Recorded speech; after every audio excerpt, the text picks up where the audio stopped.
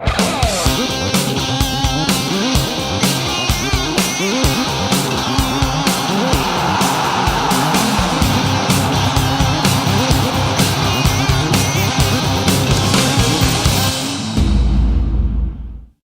ce nouveau numéro de Foot de Lille Mag, voici le sommaire de l'émission.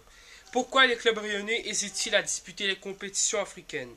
Pourquoi le sondage de Foot de Lille, pourquoi le football à la Réunion est pas assez médiatisé? Les actualités transferts et pour finir les infos football à retenir. Alors pourquoi les clubs rayonnais hésitent-ils à disputer les compétitions africaines? Donc voici deux exemples.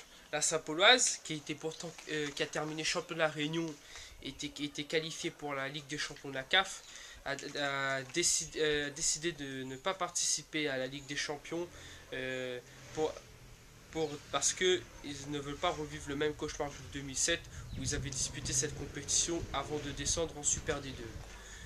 Donc voilà pour ces raisons. Pour la Saint-Louisienne également, qui était qualifiée pour la Coupe de la Confédération africaine de football, n'a pas souhaité participer à cette compétition, mais eux pour raisons financières. Donc ce qui prouve que malgré le niveau des clubs rayonnais, le niveau des clubs rayonnais est encore à juger, puisque maintenant on hésite encore à aller disputer des grandes compétitions africaines. Donc, pensez-vous que le football est assez médiatisé? C'est une question qui a été posée par Foot de Lille sur Facebook. Donc, déjà, je tenais à vous remercier d'avoir participé au sondage.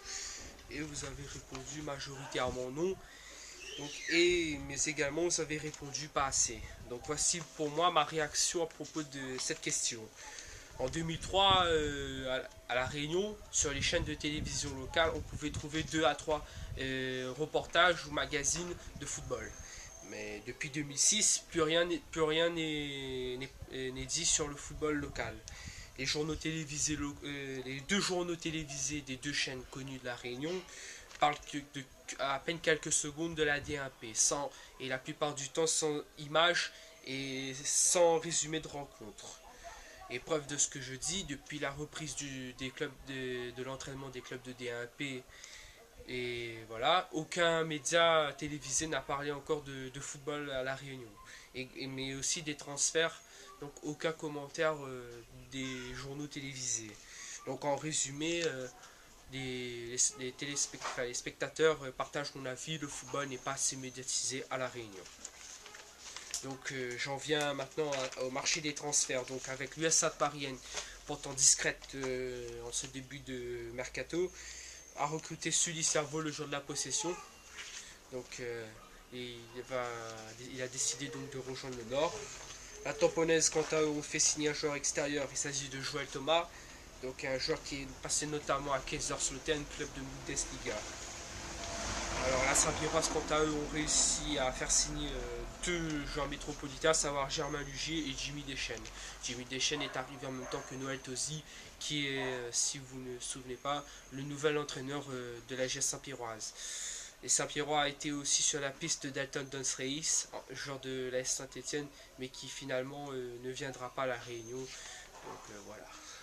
Alors ensuite, j'en viens à l'actualité foot. Donc, le club de pour la Gauloise donc, cherche à injecter un peu de sang neuf dans ses rangs, cherche des joueurs.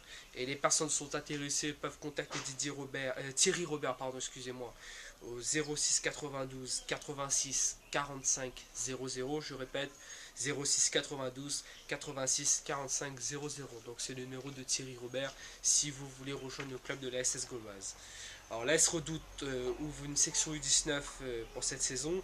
Donc elle sera encadrée par Serge Olivier, ancien éducateur au Stade Rennais.